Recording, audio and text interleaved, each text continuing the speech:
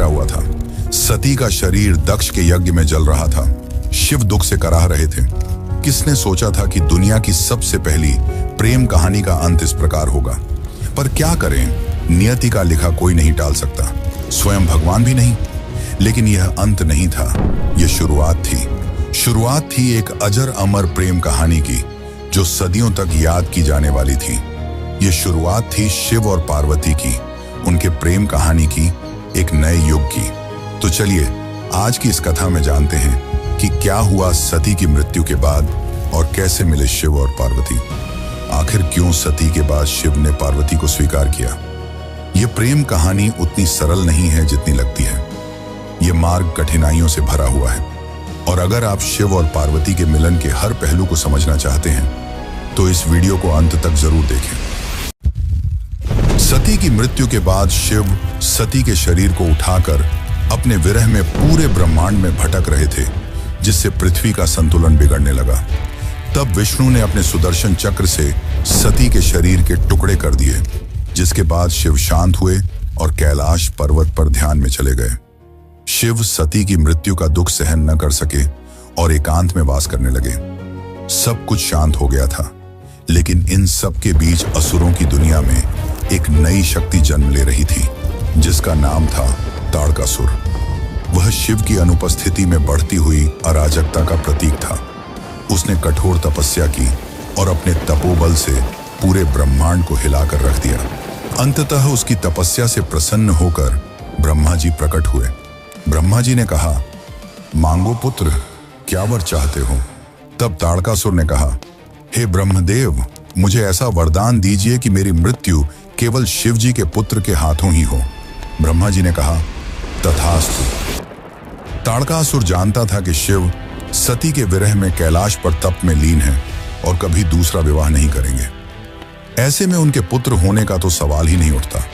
यह वरदान पाकर ताड़कासुर चारों ओर तबाही मचाने लगा। उसका आतंक तीनों लोकों में फैल गया। देवताओं के आश्रम जल गए, यज्ञ नष्ट हो गए और स्वर्ग भी कांप उठा। तभी सभी देवता इंद्र सहित ब्रह्मा जी के पास पहुंचे और बोले, हे ब्रह्मदेव, यदि शिव न जागे तो सृष्टि नष्ट हो जाएगी। ब्रह्मा जी ने शांत और दुखी स्वर में कहा, उसकी मृत्यु शिव जी के पुत्र के द्वारा ही संभव है, और यह तभी हो सकता है जब शक्ति पुनः जन्म ले। तब देवताओं ने निर्णय लिया, शक्ति का पुनर्जन्म होना ही होगा, क्योंकि शिव और शक्ति के मिलन के बिना न सृष्टि चल सकती है, न संतुलन बन सकता है। यहीं से शुरू होती है असली कहानी, शिव और पार्वती के मिलन की कहानी। हिमालय की बर्फीली चोटियों के बीच, जहां नदियां रेशमी लहरों की तरह बहती हैं और हवा में शुद्धता की गंध घुली रहती है, वहां एक दिन धरती, आकाश और देवता सब एक पल को ठहर गए। राजा हिमवान और रानी मैना के घर एक दिव्य कन्या का जन्म हुआ। जब कन्या ने पहली बार आंखें खोली तो पूरा महल दिव्य आभा से भर गया। उनकी मुस्कान में करुणा थी और उनकी आंखों में अनंत ब्रह्मांड की गहराई, मानो स्वयं शक्ति स्वरूप हो। उस कन्या का नाम रखा गया पार्वती। समय के साथ वह कन्या बड़ी होने लगी। उसे बचपन से ही प्रकृति से गहरा लगाव था, फूलों से, जल से, पशु पक्षियों से और उस नीलकंठ देव से, जिनकी कहानियां अक्सर साधु संत गुनगुनाते थे। महादेव का वर्णन करता तब छोटी पार्वती की आंखें चमक उठती। उन्हें न जाने क्यों शिव की हर बात पर अपनापन महसूस होता था, जैसे आत्मा किसी अधूरे गीत को याद कर रही हो। वह घंटों तक हिमालय की गुफाओं में जाकर ध्यान मग्न हो जाती। कभी मिट्टी से शिवलिंग बनाती तो कभी फूलों से उनका श्रृंगार करती। उनके हृदय में बिना किसी सिखाए शिव के प्रति एक अटूट भक्ति जाग चुकी थी। जब पार्वती केवल 4 वर्ष की थी, तब महान नारद मुनि उनके परिवार से मिलने आए। अपनी प्यारी बेटी का भविष्य जानने के लिए उत्सुक हिमावन ने नारद मुनि से पार्वती की हथेली पढ़ने और यह बताने का अनुरोध किया कि नियति ने उसके लिए क्या रखा है। नारद ने जो खुलासा किया वह विस्मयकारी और परेशान करने वाला दोनों था। उन्होंने भविष्यवाणी की थी कि पार्वती एक आदर्श महिला बनेंगी, लोगों द्वारा पूजी जाएंगी तथा अनुग्रह और सद्गुण के प्रतीक के रूप में पूजी जाएंगी। हालांकि एक अशुभ भविष्यवाणी थी जिसने हिमावन को बहुत परेशान कर दिया। पार्वती का भावी पति कोई ऐसा व्यक्ति होगा जो परित्यक्त स्थानों पर रहता होगा, अजीब आभूषणों और चिथड़ों में लिपटा होगा। वह शाही कपड़ों से सुशोभित नहीं होगा और उसकी उपस्थिति ही दुनिया के लिए पहचानने योग्य नहीं होगी। यह सुनकर रानी मैना का चेहरा फीका पड़ गया। क्या मेरी बेटी उस त्यागी से विवाह करेगी? नारद मुस्कुराए, माता, आप उन्हें त्यागी कहती हैं, पर वे ही सृष्टि के अधिपति हैं। यह मिलन केवल विवाह नहीं होगा, यह ब्रह्मांड के संतुलन का पुनर्जन्म होगा। उस दिन से पार्वती के जीवन का लक्ष्य स्पष्ट हो गया। वह जानती थी कि उनका जन्म ही शिव को पाने के लिए हुआ है। न बाल्यावस्था की इच्छाएं, न राजसी सुख, बस एक संकल्प था उनके मन में कि वह उस एक आत्मा को फिर से पाएंगी जिससे उनका संबंध जन्मों से जुड़ा है। समय बीतता गया और छोटी पार्वती अब युवावस्था में प्रवेश कर चुकी थी। उनके चेहरे पर वही शांत आभा थी जो सती के समय थी, वही निश्चल दृष्टि, वही करुणा और वही अनकहा विरह। बचपन से ही उन्होंने अपने हृदय में शिव को महसूस किया था, पर अब वह भावना एक दृढ़ संकल्प बन चुकी थी। जब उन्होंने नारद मुनि की भविष्यवाणी सुनी कि उनका भाग्य स्वयं महादेव से जुड़ा है, तो उन्होंने तय कर लिया कि यदि उनका जीवन किसी उद्देश्य के लिए बना है तो वह केवल शिव की प्राप्ति है। एक दिन पार्वती ने अपने पिता हिमवान से कहा, पिताश्री, मुझे अब राजमहल में नहीं रहना, मुझे उस मार्ग पर चलना है जहां से मैं अपने प्रभु को पा सकूं। हिमवान ने आश्चर्य से पूछा, बेटी, क्या तू उस मार्ग की कठिनाइयों को जानती है? वह मार्ग फूलों से नहीं, अग्नि से भरा है। पार्वती मुस्कुराई और बोली, पिताश्री, प्रेम जब सच्चा हो तो अग्नि भी दीपक बन जाती। और इसी दृढ़ निश्चय के साथ पार्वती ने अपना महल, वैभव और परिवार सब त्याग दिया। वह हिमालय की शीतल हवाओं को पीछे छोड़कर दक्षिण दिशा की ओर चल पड़ी, जहां साधु संतों ने उसे बताया था कि श्रृंगी तीर्थ वह स्थान है जहां तप करने से देवता भी प्रकट होते हैं। पर्वतों के बीच बर्फीली घाटियों में पार्वती ने अपना छोटा सा आश्रम बनाया। वहां न कोई सुख सुविधा थी, न कोई राजसी जीवन, बस नदियों की ध्वनि और उनके झप की गूंज। शुरुआत में उन्होंने फल और जल से अपना जीवन चलाया, पर धीरे धीरे उन्होंने हर भौतिक आवश्यकता का त्याग करना प्रारंभ किया। अब वे केवल पत्तों पर निर्भर रहने लगी।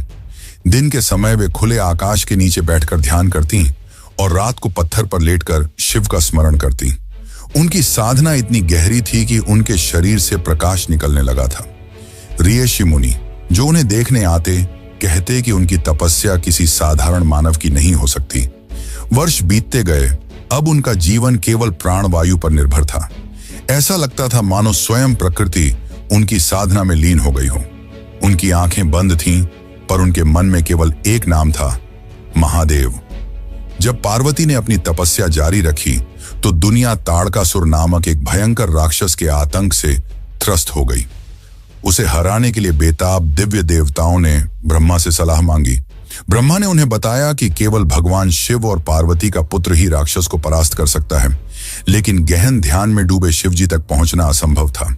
तभी दिव्य देवताओं ने भगवान शिव को उनकी समाधि से जगाने के लिए प्रेम के देवता कामदेव को नियुक्त करने का निर्णय लिया। कामदेव ने अपनी इच्छा के तीरों से सुगंधित फूलों और मधुर संगीत के साथ आकर्षण का माहौल बनाकर भगवान शिव के ध्यान को बाधित करने का प्रयास किया।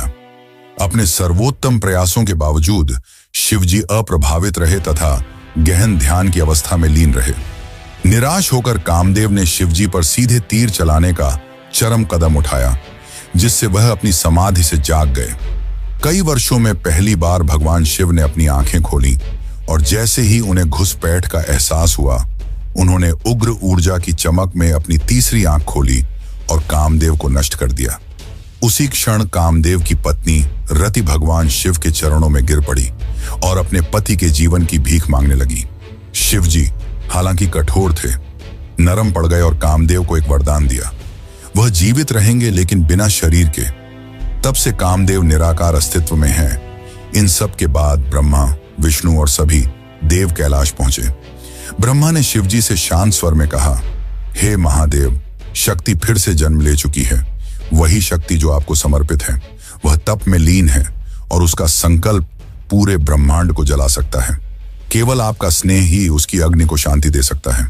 शिव ने कुछ पल मौन रहकर उत्तर नहीं दिया, पर उनके भीतर कुछ हिल चुका था। हजारों वर्षों की समाधि में पहली बार उन्होंने अपने हृदय में उस कंपन को महसूस किया, वही जो कभी सती के नाम से गूंजता था। अब समय आ गया था शिव और पार्वती के मिलन का, पर यह इतना भी आसान नहीं था। अब पार्वती को अपना प्रेम साबित करना था। तो चलिए अब जानते हैं कि क्या हुआ जब शिवजी उनके सामने गए और कुछ ऐसा पूछा जिसने पार्वती को भी चकित कर दिया। लेकिन उससे पहले अगर आपको वीडियो अच्छी लग रही है तो इसे लाइक करके कमेंट में हर हर महादेव जरूर लिखें। श्रृंगी तीर्थ की गहरी घाटियों में जहां पार्वती अब भी तप में लीन थी, शिव अब जाग चुके थे। पर क्या वे पार्वती को तुरंत स्वीकार करेंगे? क्योंकि सती के जाने के बाद शिव जी दोबारा विवाह नहीं करना चाहते थे, परंतु देवताओं की विनती पर वो एक बार के लिए सोच में पड़ गए और उन्होंने पार्वती की परीक्षा लेने की सोची। वो एक साधु के रूप में पार्वती के सामने पधारे। पार्वती ध्यान में लीन थी, तभी उनके सामने वह साधु पधारे और कहा, मां, कुछ भिक्षा मिलेगी? पार्वती ने अपनी आंखें खोली और करुणा भरी स्वर में कहा, मुनिवर, जो भी मेरे पास है वह आपका ही है। साधु ने मुस्कुराते हुए कहा, सुना है तुम तप कर रही हो किसी औघड़ योगी के लिए। पार्वती ने शांत स्वर में उत्तर दिया, हाँ, वही मेरे आराध्य हैं, वही मेरे जीवन का उद्देश्य।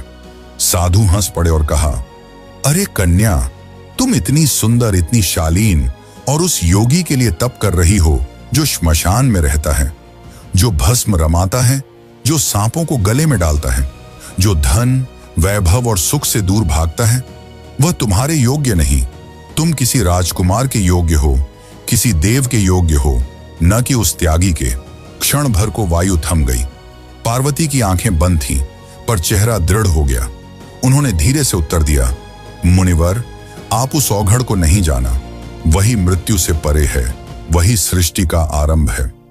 वह भस्म रमाता है क्योंकि वह अहंकार को जलाकर शुद्ध करता है।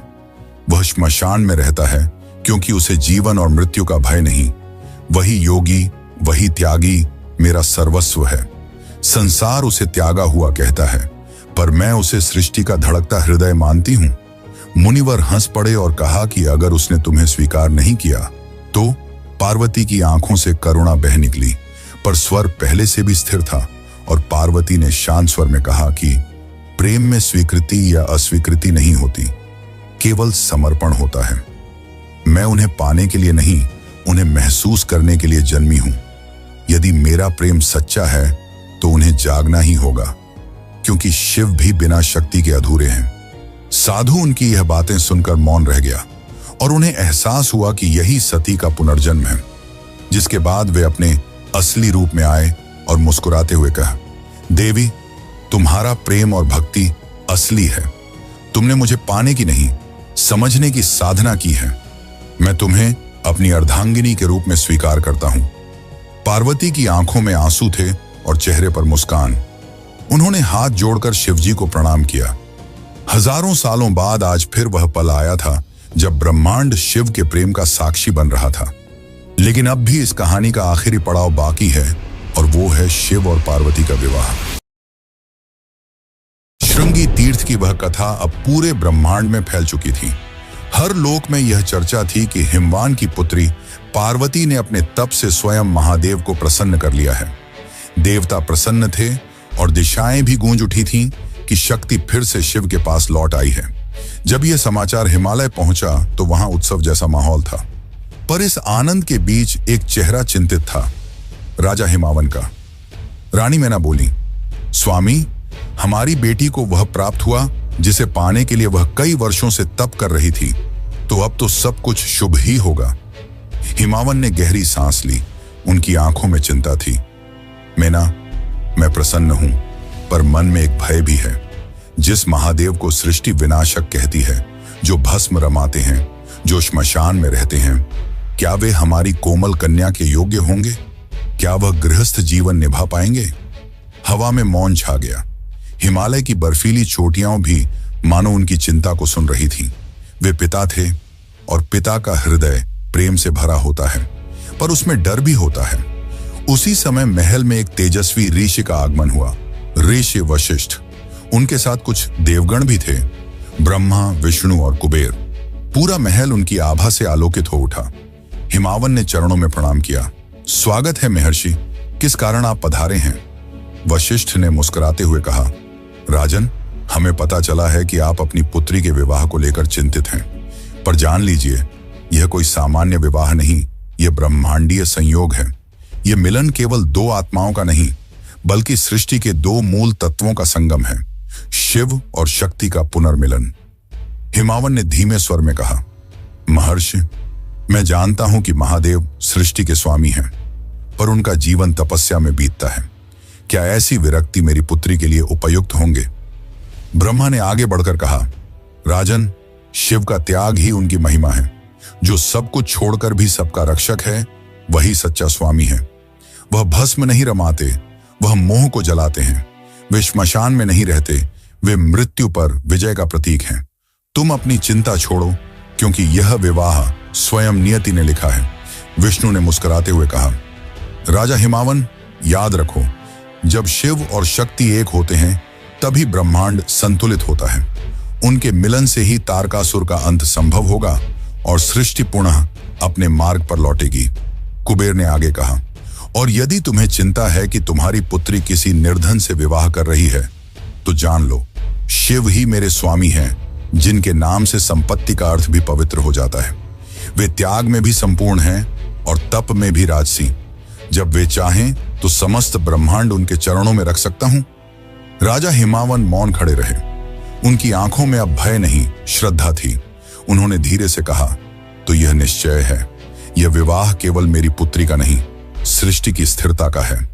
वशिष्ठ ने सिर झुकाकर कहा, बिल्कुल, और इस विवाह का शुभ मुहूर्त भी तय हो चुका है। जिस दिन रोहिणी नक्षत्र और बुध एक साथ मिलेंगे, उसी दिन यह ब्रह्मांडीय युगल एक होगा। उस दिन को देवता भी पावन मानेंगे और वही दिन महाविवाह के रूप में सृष्टि में अंकित रहेगा। अब चालू होने वाला है शिव और पार्वती का विवाह, पर उससे पहले शिव जी अपनी बारात लेकर आएंगे और उनकी बारात को देखकर जो हुआ उसे जानकर आप भी चौंक जाएंगे। तो चलिए अब जानते हैं आगे की कथा। लेकिन उससे पहले अगर आपको वीडियो अच्छी लग रही है तो इसे अपने मित्रों और रिश्तेदारों को भी जरूर शेयर करें। विवाह की तिथि निश्चित हो चुकी थी। शिव जो सदियों से मौन थे, अब अपने विवाह की तैयारी में थे, पर यह तैयारी संसार जैसी नहीं थी।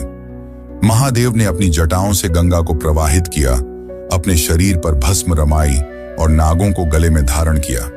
उनके माथे पर त्रिपुंड भभूति चमक रही थी। यह कोई राजसी दूल्हा नहीं, एक औघड़ योगी थे, जिनके लिए वैभव का कोई अर्थ नहीं, परंतु उनकी बारात, वह तो पूरे ब्रह्मांड की सबसे अनोखी बारात बनने वाली थी। चारों दिशाओं से विचित्र प्राणी आने लगे। कोई भूत था, कोई प्रेत, कोई योगी, कोई सिद्ध, कोई नग्न था, कोई राख से ढका, कोई डमरू बजा रहा था तो कोई चिल्ला रहा था, हर हर महादेव। गंधर्वों के गीतों में अघोरियों के नृत्य घुल गए थे। शंख, डमरू, मृदंग और तांडव की ध्वनियां मिलकर एक अकल्पनीय लय बना रही थी। स्वयं विष्णु और ब्रह्मा बारात में सम्मिलित हुए। यह एक ऐसी बारात थी जिसमें देवता भी थे और दानव भी, क्योंकि शिव सबके हैं, किसी वर्ग के नहीं। बारात जब हिमालय की ओर चली तो आकाश रंगों से भर गया। पुष्पों की वर्षा हो रही थी, पर्वत झूम रहे थे और चारों ओर केवल एक ही नाम, बोलो बम बम भोले। लेकिन जैसे ही यह अनोखी बारात हिमावन के महल के समीप पहुंची, वहां का दृश्य कुछ और था। महल में मंगल गीत गूंज रहे थे, स्त्रियां आरती की थाल सजाए खड़ी थीं, पर जब उन्होंने शिव की बारात देखी, उनके चेहरों से रंग उड़ गए। भस्म रमाए भूत, कंकालों की माला पहने प्रेत और विचित्र रूपों वाले योगी, यह दृश्य भयावह था। मेना देवी का चेहरा पीला पड़ गया। उन्होंने घबराकर कहा, स्वामी हिमावन, यह कैसी बारात है?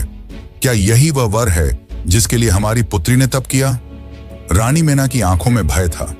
उन्हें लगा यह कोई विवाह नहीं, कोई प्रलय आने वाला है। वह कांपते स्वर में बोली, मैं अपनी बेटी को ऐसे वर के हाथों नहीं सौंप सकती। ये तो देव नहीं, मृत्यु का रूप है। पार्वती शांत थी, उनके चेहरे पर एक गहरी मुस्कान थी। वे आगे बढ़ी और अपनी मां के हाथ पकड़ते हुए बोली, माता, आप उन्हें उनके रूप से मत आंकिए। भस्म उनकी साधना है, श्मशान उनका ध्यान स्थल। वह किसी को डराने नहीं आए, वह स्वयं मृत्यु को भी जीवन देना जानते हैं। यही मेरे प्रभु हैं, सरल परंतु अनंत। उनकी वाणी में ऐसी शांति थी कि मेना के मन का भय पिघलने लगा। तभी पार्वती ने धीरे से कैलाश की दिशा में देखा और विनम्रता से कहा, प्रभु, आपकी बारात तो दिव्यता से भरी है, परंतु मेरी माता का हृदय भय से कांप रहा है। क्या आप अपने उस रूप में आ सकते हैं जिसे संसार देख सके? शिव ने मुस्कुराकर अपनी आंखें बंद की। एक पल के मौन के बाद जब उन्होंने उन्हें खोला तो समूचा वातावरण बदल गया। राख झरने लगी, नाग झुक गए और भूत प्रेतों का हाहाकार एक मधुर स्वर में बदल गया। अब वहां खड़े थे सुंदर मूर्ति महादेव, गले में पुष्पमालाएं, माथे पर चंद्र की कोमल ज्योति, तन पर रेशमी वस्त्र और मुस्कान में शांति का सागर। उनके दिव्य रूप को देखकर सब लोग विस्मित रह गए। रानी मैना की आंखों में आंसू थे, भय के नहीं, श्रद्धा के। उन्होंने हाथ जोड़ लिए। प्रभु, अब मैं समझी, यही ब्रह्मांड के स्वामी हैं, यही मेरी पुत्री के योग्य हैं। शिव ने स्नेह भरी दृष्टि से पार्वती की ओर देखा और कहा, देवी, तुम्हारे प्रेम ने मेरे अघोर को भी सुंदर बना दिया। देवगण, सिद्ध, योगी, गंधर्व सब एक साथ एक ही स्थान पर एकत्र हुए। स्वर्ग, पृथ्वी और पाताल तीनों लोग उस क्षण एक हो गए थे। कोई शत्रु नहीं, कोई भय नहीं। राजा हिमावन ने विशाल सभा सजवाई थी। सुवर्ण कलशों में गंगा जल भरा गया।